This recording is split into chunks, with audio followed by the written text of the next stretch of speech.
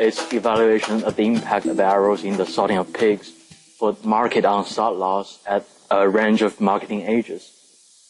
So let me give a brief introduction. As we know that most commercial producers visually evaluate the body weight of each pig and try to identify the heaviest pigs for marketing on multiple marketing days in order to reduce the carcass weight discounts and target the optimal marketing weight. So the table 1 is the carcass weight discount for different carcass weight classes provided by the Indian Packers Corporation in 2015. As we can see that between 82.1 kilogram to 107 kilogram, there's no discount. And if it goes higher or lower, the discount also goes higher. And on large farms, the pig sorting marketing crews try to target a specific number of pigs, heavy pigs, in each pen to be marketed on each marketing day. And basically there are the arrows in visual assessment in each pig's body weight result in marketing arrows. So there are 2 types of marketing arrows. The first arrows exist in estimation of the body weight for the pigs that are visually evaluated. So basically, let's say there's a pig that is 80 kilograms, but the sorting crews go to the pen and thought maybe this is a 90 kilograms pig. So the 10 kilogram, which is we call arrow. And the second arrow is the percentage of pigs that are not visually evaluated. Let's say if the sorting crews get into this pen and there are some pigs that hides behind the sorting crew you didn't see, and maybe this is a heavy pig and you missed it. So that's what we call the percentage of pigs that are not visually evaluated. So when the actual carcass weight and the sort loss data were evaluated for 3 large win to finish bounds, which is the data we published before, a bound with the greatest mean carcass weight, which very close to the upper acceptable carcass weight range, had much greater mean sort loss than the other 2 bounds at the same approximate sorting accuracy. And we already published the data. And there are 2 objectives of this research. So first is to evaluate the impact of sorting arrows on sort loss at different mean carcass weights. The second is to demonstrate that the magnitude of sort loss due to inaccurate sorting is affected by pigs' mean carcass weight. Let me talk about how we did the research. So the body weight growth curves for 25, 4,000 head win to finish bounds were simulated. We used the GMM equation. And the pigs were assigned to 24 pens of 125 pigs in each bound. And pigs were modeled to be born over a 5-day interval. So which means 25% of the pigs were born each day to reflect the range in age in the larger commercial systems. And the marketing strategy was simulated to represent what currently used by the producers. So 25% of the pigs were marketed at the age of 169, and the other 25% of the pigs marketed at the age of 179, and the remaining 50% of the pigs were marketed at the age of 193. And the first is the GMM equation we used to simulate the body weight growth. And the second equation we used to use the body weight to calculate the carcass weight. And the pig-specific random effects were generated as 30 times of value that sample from the standard normal distribution. And there are there are 4 body weight estimation error rates we were simulated to represent 0, low, average, and high levels of visual assessment of body weight.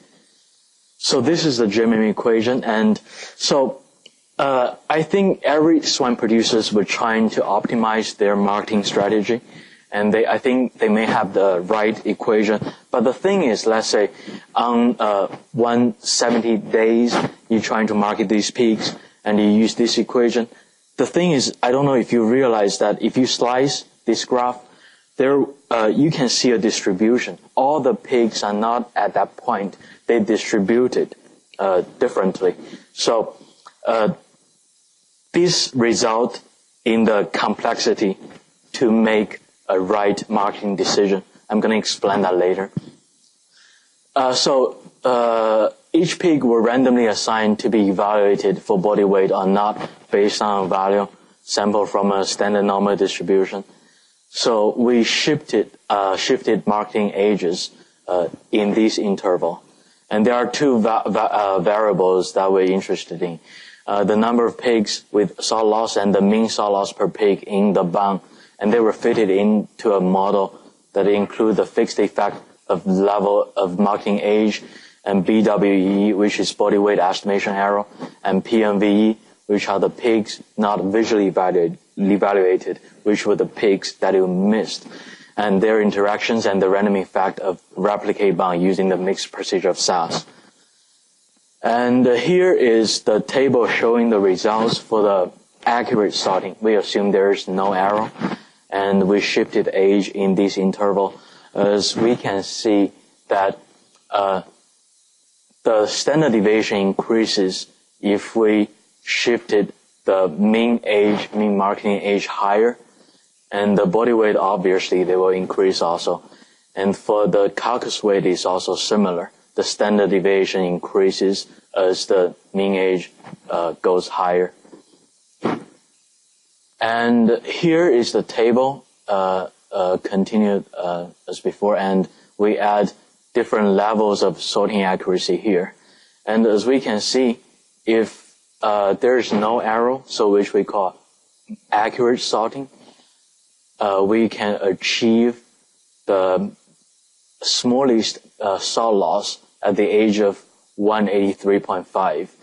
And if we let the error rate goes higher, we can see that the mean carcass weight goes higher. And if you look at the mean salt loss, it also achieves at the age of 183.5. And this is the highest error rate we simulated, and it displays a similar pattern. And here's the graph that I want to explain. So it shows the relationship of the mean salt loss of the first marketing cart to mean age with 4 levels of sorting accuracy, and also with 2 levels of percentage of pigs not visually evaluated. So this line shows if we have no error in sorting the pigs, and we can see that it displays this pattern. And if we let the error rate goes higher, it also displays a similar pattern. But I need to explain that in detail. So for the first cut, the pigs that were not visually evaluated were significant at all ages except for the age 176.5, and the body weight estimation error were significant except for the age of 183.5 and 190.5. And the body weight the interactions between the body weight estimation error and the pigs that were not visually evaluated were significant at all ages. And the salt loss were minimized at the age of 162.5, I think. Oops. Yeah, it's here. And the salt loss is 19 cents. But if you increase the salt loss, the sorting accuracy to a very low level, the salt loss per pig will be 65 cents per pig. And here's the graph for the second marketing card. It's more interesting, actually. So if we look at the no error, you can see a very flat pattern here, which means from the mean age 170 to 190, there's almost no salt loss here.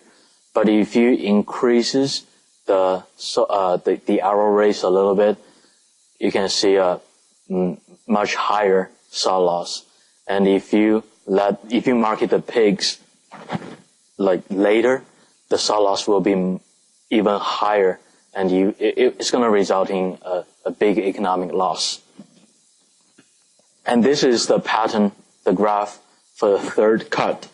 And if you look at this is the graph shows no error, and this is the highest error rates. And as we can see, it doesn't show any much difference here when the mean marketing age is below 180. But if you go beyond 180, it's going to display different levels of salt loss here. And here's the graph that shows the y-axis is the mean salt loss for the overall bound. So it includes the first cut, the second cut, and the third cut. So here, the PMVE is all 0, and we're trying to see if the body weight estimation error, the level are different, how it goes. And if the same is similar, actually. If you market the pigs, the mean age below 180, it doesn't show much difference.